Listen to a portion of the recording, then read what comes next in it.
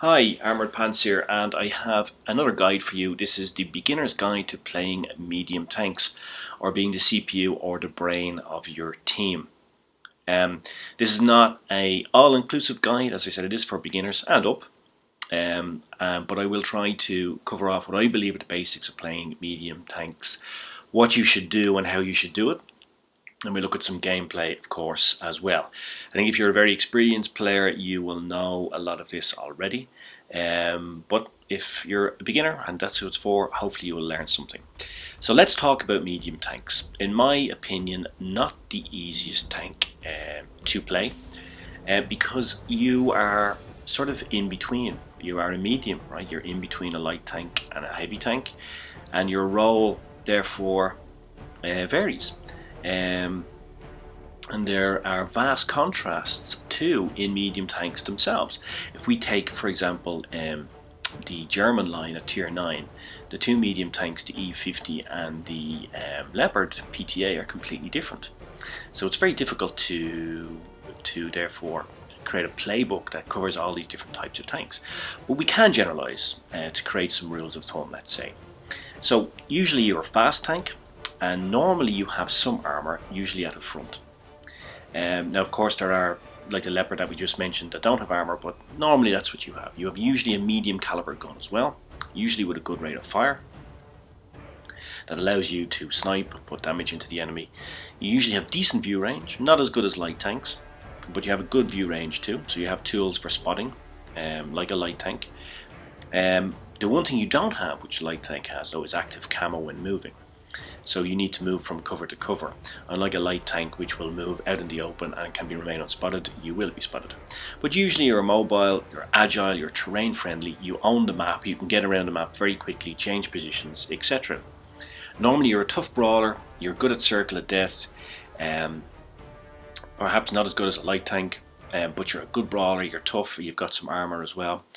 And medium, well, a medium you are in between, right? You're in between, as we said, light and heavy. So where do you fit? What should you do when the game starts? And that is the big question, right? What should you be doing? I mean, we had a light tank guide, and we discussed in that very clearly what a light tank should do from the start.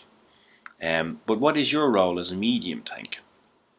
So I'm going to give you my thoughts on it. You can feel free to disagree, of course. These are just my views from playing. Now, what is your role? What to do? So, I've thought about this long and hard, and as I said, there's so many different types of medium tanks, etc. You know, it's difficult to generalize. But one thing is for sure, if there's no light tank on your team, then you need to spot and scout. You cannot leave your team blind. We discussed how difficult that can be in the light tank guide. You also need to carefully check the setup at the start of the match and count the fast movers, the light tanks and the medium tanks in each, and therefore act accordingly. For example, you may need to defend a flanking action, or you may need to flank yourself. And you need to assess this very carefully. And in many ways then, you are the brain of your team. You are the brain or the central processing unit. At the start, you need to assess the setup of each team and how gameplay is unlikely to unfold, and react accordingly for, as we said, to flank or to stop a flanking maneuver, or for supremacy to go and seize a base at the start, or to scout out a base, etc. So you very much are the brain of the outfit, and if you put that brain on a pair of tracks which can move around the map, then I believe that you have a medium tank. That's what it is. You are the brain of your team. You see there, you are the T-54 or whatever medium tank you are playing. Now, so what does that mean if you're the brain? Well, it means that you have to constantly think. It's not just at the setup. The setup will dictate what you do in the first few seconds, 30, 40 seconds of the game. And as we discussed in the light tank guide, they are crucial. But you also need to constantly assess how things are going as the game unfolds and react accordingly. You are a tank of action. You are a man of action, or a lady of action. Your job is to change things if they're not going too well. So let's have a look at this in action. And this game is a very good example of this. So firstly, I'm in the Panzer 4G here.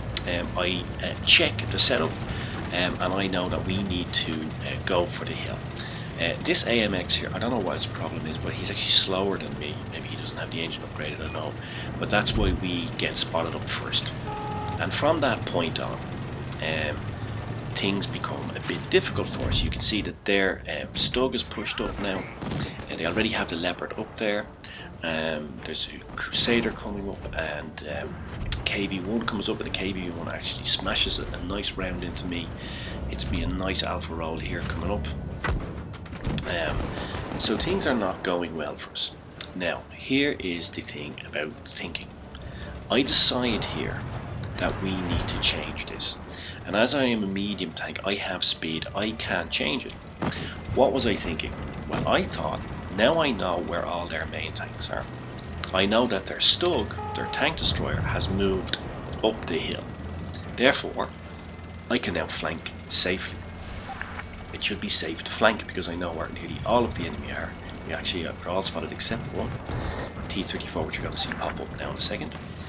And therefore I can change the game, I can change the outcome of the game. This is what I say about being the CPU. I processed that data and changed the course of the game and my actions mid-game. Now you see I'm in a great flanking position. I'm able to put some rounds into that KV1, into the best part of the KV1, which is at the back side. That is, if you've got to face a KV1, that's the part you want to be facing. So that is the thinking time, that is the CPU coming into effect. That is me moving around the map based on how I saw the game unfold. So the thing not to do is to just sit there behind that T1 heavy and take rounds and probably get eliminated. Now what this T-34 is doing here, this is not what you should be doing in a medium tank. I think it's quite good that we see this is an example in this game of what you should not be doing. You should not be sitting at the back of the map and camping and sniping in a medium tank. That is not your job.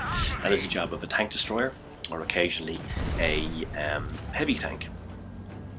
This is not the job of a medium tank.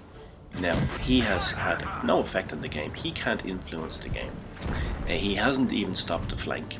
He's just sitting there. He's probably an inexperienced player, of course, so we have to allow for that. But he's just sitting there, he gets eliminated, and he hasn't supported or helped his team at all. Because he's not taking any decisive action as I have throughout the game, he forces the KV1 to come to try to block the flanking maneuver. As we've said before, you can't really leave tanks behind you.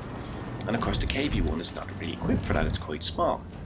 So not only has he not influenced the game himself, he's also taken one of their better tanks, the KV1, out of play in a vital part of that game, because the KV1 was forced to come to engage me. And this is what I mean about thinking. You know, and again you see here I'm moving around the map, I'm not sitting still, I'm using the speed of my tank. Here I'm actually seeing if that Leopard is coming around, see if I can get a shot on him.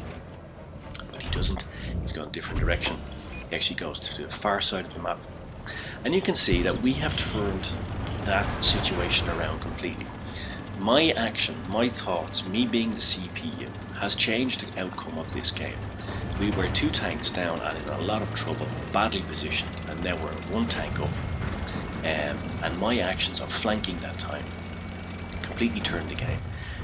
Not only in terms of my own actions, but the actions of their team. They had to move to meet the challenge of me coming in behind them. That took their guns off my teammates, allowed us to push up, and we were able to then start to inflict damage on them. And where they had great fields of fire where they could concentrate fire on single targets, in the first 30-40 seconds of the game, we broke that up, made them move, broke up their fields of fire, their concentrated fire, and then we were able to win the game. Now, in this game, I think it's a first-class mastery. It's not an actual mastery. But I thought this was a really, really good example of what a medium tank should be doing. And as I said, firstly, I look at the setup and I decide what to do in the first 30 seconds. And in this case was to go to the hill. Because I saw our tanks and their tanks and I thought that they would go for the hill and we needed to meet them there. We can't lose control of the hill. Usually when that happens on this map you don't do very well. But then thereafter, after we did lose control of the hill, I decided to change. I assessed the situation, processed that data, and then using the knowledge I had, changed the tactics completely, went into flank, and that flanking maneuver completely changed the game in our favour. So I was the tank of action, and I think this is a really great example of what a medium tank should do and how you are the processor, the brain of your team. Now this is a monster game in this BK3001P. It really is, and it's also a great example of medium tank play and what a medium tank should be doing. So I've looked at the setup and I decided that there should be a number of their heavy tanks moving to the right of the map, and they've got a couple of ISs, etc. So what I decide to do is I try to go to where B normally is if it's supremacy, and to try to spot up the enemy. Now I've spotted up their T43 and their Cheeto now. Here's where thinking comes in again. I am not going to engage them. Why? Well, now that I know that they're fast movers, they're medium tanks, they're faster tanks, now that I know that they're in the centre of the map, I know that it's now safe for me to move up to the hill. I'm not going to run into the T43, and I'm not going to run into the Cheeto. Again, we can see them here behind us, so I move up very safely. Now, I'm going to reset camo here, and if you're wondering why I'm backing up, putting my butt to the rock, it's because when I come out I'm going to break camo and I want to be fast as possible to get up the hill and into cover again. So if I had to turn around, then that would take longer and I might take some damage. But by backing up to the hill, then I can just go straight out and save some time, and then as you saw I didn't get any hits. Now I also know that I can go up here and remain unspotted because now I know where the enemy is. Their T-37 is over there, he's got great view range, but he's far away, he's not going to spot me. My allies are spotting up them, and now I am going to do something which medium tanks quite often have to do in games. I'm going to start sniping. Now this is not camping, there's a huge difference between camping and sniping. Camping is just sitting at the back of the map from where you spawn and not moving.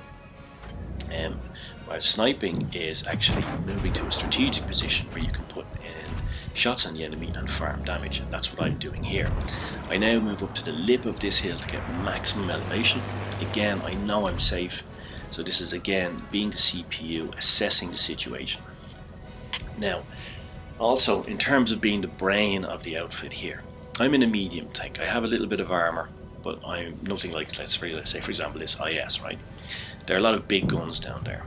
Now, there is a temptation here to drive down to the aid of the IS, which is engaged frontally with the other IS, the SU and all of their tanks.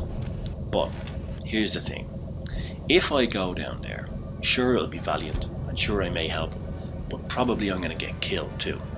And we can see how quickly that can happen if we look at this Panzer IV-S here. He was almost at full health and now he is gone, dead, and we're in a 4v2 situation. Very nice deflection shot there, and deflection shooting is something you also need to know when you're playing medium tanks, because you will on occasion have to snipe as I'm doing here. Now I'm going to sit here and I'm going to wait and see what they do, because we now are 4v2 and I really don't want to drive into them. So I want to see what they're going to do. Now I'm forced to move, I take one shot there, but I wanted to get that T-43 down to one shot because he's the biggest danger to me. Him and the T-37 are the big dangers to me because they're fast movers. They can catch me and stop my movement around the map. So therefore I was quite willing to take one shot to get that T-43 down to one shot, and then the chappie was able to remove him. Now, see what I mean about thinking. The chaffee went down into the town, rushed down to engage the enemy, rushed down to get that kill, and now he's gone. He's left me 3v1 in a Klobodov situation. So what am I going to do? Well, I'm going to use my speed. As we saw in the first game with the Panzer IV-G, I'm using my speed to get around the map, to get into the better positions. I'm trying to see if I can get a shot on here while staying in cover, using the soft cover and the rocks as hard cover on my right and my rear, but there is no shot. Now the IS is probably doing the right thing here. He's gone to base, which means that he knows I have to come and defend the base.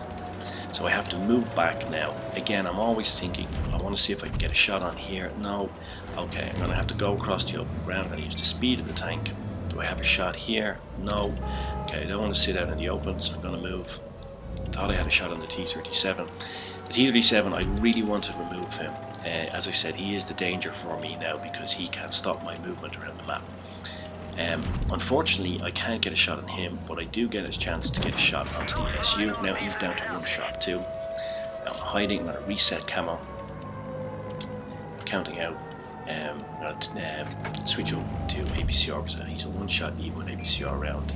I have better aiming time than him to take him out. I'm spotted now, but the IS doesn't have a shot on me, so I'm going to try. I've got a good turret, so I'm going to try to get a shot on the T-37. Fluff it, I don't get him. So now I decide to move again back to my original position. Why? Well, I've seen that the IS is moving up on me, so I don't want to get in a pincer movement. So again, processing the information, thinking, using my brain, processing what the enemy is doing, where they're moving. Now they're split. The IS has gone up the hill after me. The IS is slow, so he's out of the game for the next 30-40 seconds. Now this gives me the chance I've been waiting for to remove the T-37, and I'm quite happy to exchange hit points with him because I want him removed, gun gone. Now it's 1v1. And even though I'm lower tier, I am confident that I can circle death to this guy because the IS has very slow traverse. It has that big gun, but it has slow traverse. So I'm tempting him in, just showing him a bit of leg, see if he'll come in. He's coming, he wants to get that shot.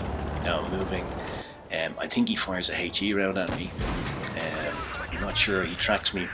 I hit the adrenaline by accident. I don't know why, I think I was getting overly excited in this game. Now I've conserved my hit points. I know I can take a shot from the IS. So what I'm going to do is I'm going to take one shot from him. I'm quite happy to do that because I want to get in close to him. And now I have a really good chance of taking him out. I want to show you something here I do quite often when I'm in a medium tank. You will see in the medium tank it's slower than a light tank, so therefore circle of death is a bit more difficult. But here's a technique I use quite often when I'm in against a big tank like this with a big gun and slow traverse. He is trying to get a shot at me. He's anticipating where I'm going, so I stop. I reverse quickly, and just as he was about to hit the fire button, and he misses. Now it has a long reload, the IS, so now I have some more free shots in him where I don't have to worry about his gun. Again I pull back again, then I push forward and I'm past his gun again. It's the same technique again, and you can see how effective that is against these big slow tanks with slow traverse. He is pushing, trying to get a shot on me. He's using his tracks as well, he's doing the right thing. I pull back again, now his gun is past me, then I push forward and he misses his chance for a shot. With his aiming time, he's not going to get a shot off that quickly, and now I out-traverse him again, and then it's game over. I take my time, put one straight through the turret on the side. So a bit of a monster game, monster carry, 4 kills, Klobanov medal, mastery badge as well. And I think that game also illustrates exactly how you should play a medium tank. And the main lesson to take from it is, again, using your brain, being the brain of the team, assessing how things are going and making the right decisions based on that information, not just blindly going and driving off into the sunset or into the guns and then getting killed and losing the game. You know, we were very, very close to losing that game, but assessing how things are going, assessing how the game is unfolding, using that information to form your actions is, I believe, the essence of medium tank play. As I said, you are the brain, the CPU, so process that information. Now, let's look at some more solid medium tank play. Let's up tier again. Let's go up to tier 8, and here I am in the Panzer Mutz, which is a lovely tank. I have to say I really like it. It's one of the better premium tanks, I believe, that Wargaming brought out in the last few months. Again, I am now assessing the setup, what tanks are on each team. So I see that they have 2 medium tanks. So therefore, but they're tier 7s. So therefore, I can go to A, I believe, and we can outgun them. So this is my decision to go to A. I inform my team I'm going to A. The Panther is going to come with me. Now, I know that their medium tanks that are coming are fast and may get there before me, and you see that he does indeed arrive before me, and that's why I didn't drive straight into the base. So what I did though, I spotted him up. Now I can put some rounds into him. My allies are putting rounds into him, and we're going to clear him. So not only have we cleared him, but we've also taken away their eyes. So this is why I'm saying affirmative. This is a good start to the game for us, and if we look back, if you remember the light tank guide, in terms of game philosophy, we've swung the odds of winning this game into our favour, and now we can do a safe capture. The Panther, by the way, their Panther, they were unlucky in this game. I think that he had lag, because you'll see when we find him in a second and we spot him up, he has moved, but he's either blown his modules from one of the shots that we've taken on him, or he has lag or something. So we got a bit lucky in that respect. It's unclear if he has a lag, bad connection, or if his modules are blown. But when we find him, we actually are able to take him out quite easily. You'll see that sequence of play coming up in a second. Again, this is good, solid medium tank play. Spotting up the enemy. We don't have a light tank in our team, so we're spotting up the enemy. Now we see here's the Panther, so we know that I don't know if he has lag or he's AFK, or if he just had his modules blown, but he's not long for this build anyway, so we take him out. Now we've removed their eyes, so both of the eyes are gone from their team, so they're not able to spot now. So this again gives us a significant advantage. What I'm doing now is I'm going to try to support, like in the last game. I'm going to try to do a bit of long range sniping, and that unfortunately doesn't go through. I'm going to try to do some long range sniping, see if we can damage the enemy from distance. Now there are no more shots on for me, so now again, constantly thinking, I'm assessing, I'm going to move, see if we can support the team, go flank. So again, this is like in the first game of the Panzer 4G. Again, using the speed of the tank, because that is one of the best assets you have as a medium tank, to get into a position where you can influence the game, not to sit there blindly waiting for shots to come up, to actually influence the game. And you can see this game is very close now, right? But I'm able to take out the Luva here, or almost take him out to help my team. The T-34 now is in trouble, so I come to help him. I'm going to try to take out the T-28 prototype. Now, I am doing my best to help him, but unfortunately I'm not able to save him. But I can take out the T-28 prototype though in the process. So there's 2 tanks gone, and now we're in a 3v2 situation, which is really good. And now I'm going to go and face onto this Black Prince. I know that he's backing up this hill. I know he doesn't have the gun depression to really hurt me. I have a decent enough turret, so I'm going to go face onto him, and I'm going to attract his attention. He's not able to put a shot down the hill onto me, down the incline, so he has to move forward. That allows me to put another shot into him, and now he's a 1 shot for us, and my ally the Panther takes him out. Now it's just 1 tank left. This game is over. We've won it, and it's the IS-3. He's facing off against our Tiger, so I'm going hell for matter now to help him. And again, we see constantly moving, decision making, assessing the situation, and then changing your play, changing your direction, changing your location to make sure that you can influence your team as much as possible. I do get to save my Tiger here. If we hadn't come, he probably would have been killed. He's a 1 shot for the IS, but now we're able to take him out, and that's game over. And again, another example of solid gameplay using a light tank, using a medium tank. You know, firstly, again, assessing the setup, moving accordingly, capturing a base, taking out the enemy tanks, then doing some sniping, then that doesn't work, assessing that you need to move, going where the major danger is, flanking, taking that out. So constantly assessing the game as it unfolds. And as I said, and I can't emphasize enough, that in my opinion is the secret of strong, solid medium tank play. Constantly assessing, analysing, and then moving accordingly. So let's have a quick recap on the key points that we've looked at in this medium tank beginners guide, beginners and up. So you are the brain, you're the CPU. You need to assess the game at the start, but also as it unfolds, and change accordingly. Don't just sit there and accept it. You need to analyse the setup at the start, and then you need to call the play. Tell your team where you're going, give direction. That is part of your job. You need to constantly review the situation as play unfolds and change, as I did with the Panzer 4G, as I did in the 3001P, and even with the MUTs. And you need to act, don't just sit there. If you just sit there, for example in the first game of the Panzer 4G, if I just sat there on the hill, we would have lost that game. You have speed, so use it, as I did in both of those. If you're not driving at top speed and moving around the map in a medium tank, you're not doing your job. And remember, you need to play as a light tank sometimes. If there's no light tank in your team, you need to spot, you need to be the eyes. We know how important that is.